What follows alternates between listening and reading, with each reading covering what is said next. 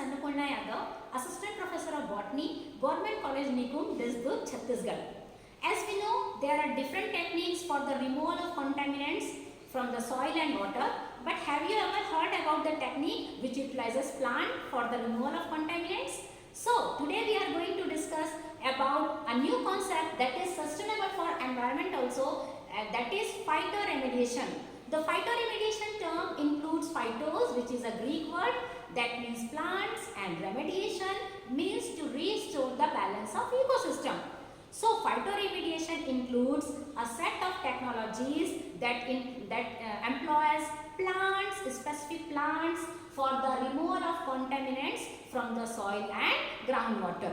This technique is manageable and cost effective, and it utilizes various processes like rhizofiltration, like phytoextraction, some degradation activities like rhizodegradation, phytodegradation, some dissemination activities are there like phytovolatilization, phytoimmobilization, phytostability process are the main concept behind this technique. In this technique, phytoremediation can be done of the hydrocarbons which are released in the oil spills. Okay, so certain plants like poplar tree, which is very common, this poplar tree has vast wide range of roots and absorbs lot of water. Along with it, it absorbs and clean and help in the restoration of ecosystem. Basically, in the rhizodecomposition methods, here we can see what is the basic concept.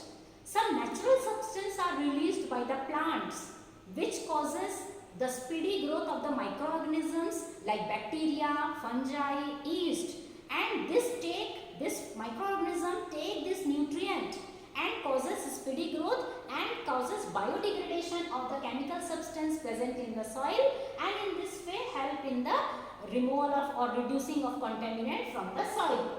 Similarly, this process can also be used for the pollutant waste from the industries also, and this process has certain advantages and certain disadvantages also. Like first of all, it is the most appropriate benefit is that it is environmentally safe, it is a sustainable practice, and second one is this, it is less cost effective, very manageable practice, it beyond any other traditional method, its cost is very less.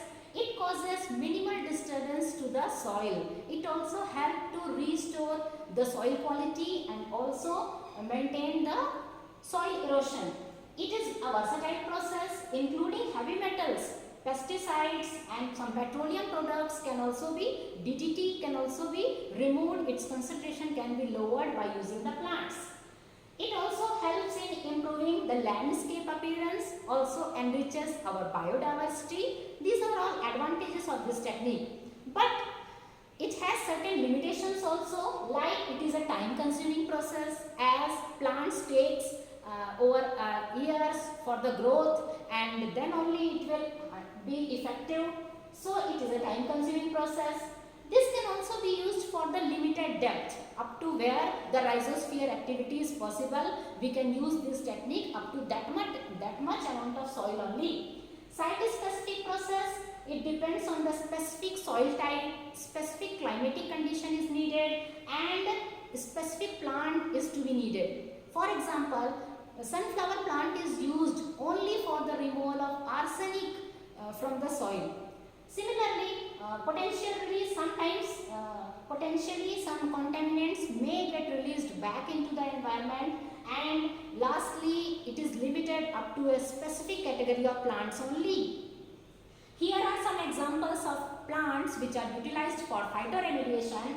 That includes, as I already discussed, about the poplar tree, Brassia juncea species, along with the chelating agent EDTA. It is helpful for the removal of various type of contaminant from the soil. Also you can see the roots of willow tree, which is helpful for the removal of cadmium from the soil, Indian grass.